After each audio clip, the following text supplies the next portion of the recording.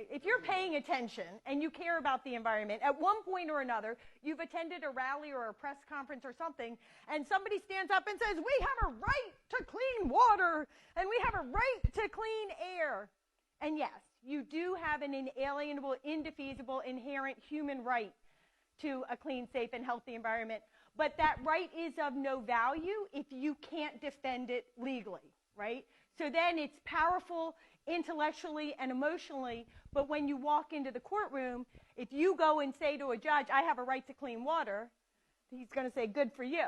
See you later, right? So the Green Amendment movement is about transforming that. The Green Amendment movement at this point, since I founded it in 2014, we won't go into the ins and the outs of the hows and the whys, but it is a national movement.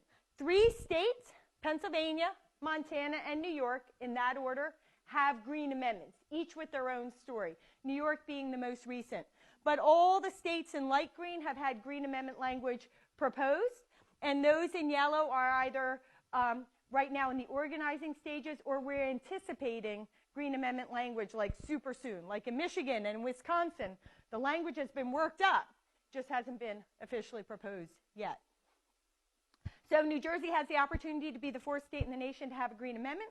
If New Jersey passes the legislation that Senator Zwicker has sponsored, New Jersey would actually be the 1st state in the nation to explicitly protect the right of the people to a safe climate.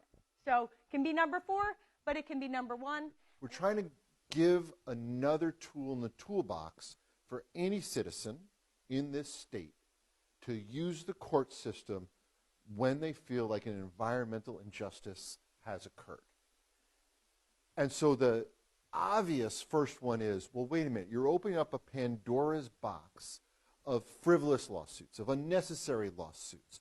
You're going to unleash lawsuits that will actually be used to slow down environmental progress. And we've studied this, right, across every state that's had it, and the answer would be? I can give the answer, and I did put those slides if you want me to share them. You have to decide. Okay, yeah. So the number of lawsuits in the 3 states that have a green amendment on average a year, 3 to 10. That's it. In the state of New York, where we've had a green amendment for just over 2 years, the maximum number of lawsuits filed in a given year is 6. So that's between the 3 to 10.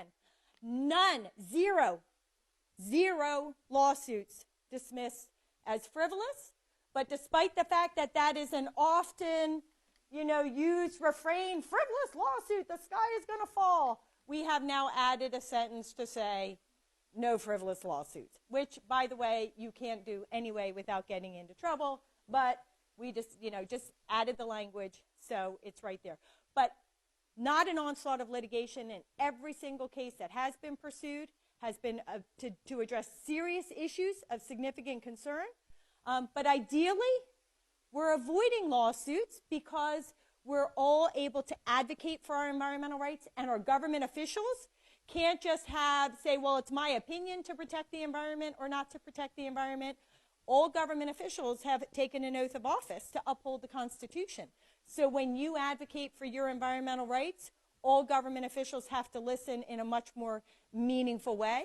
The truth is, in New Jersey, across the United States, there is a division of labor between the state government and the federal government when it comes to the environment. And traditionally, how it's worked, writ large, right, the federal government sets the floor, and states can do better. And so that's what this is about, is the state doing better. So you're not going to see the kind of constitutional challenge you're talking about. Now, you might have a specific context. This does not mean that state law cannot be preempted by direct federal action, like in fracked gas pipelines that cross state lines. There is specific preemption of state authority when it comes to those pipelines. That preemption still exists in that context. So maybe there'll be some Supreme Court decision in a particular context, but the kind of broad, sweeping characterization that you're talking about, I couldn't even imagine the situation where that might happen. But it is one of the reasons why we will also fight for a federal Green Amendment, so that actually can happen.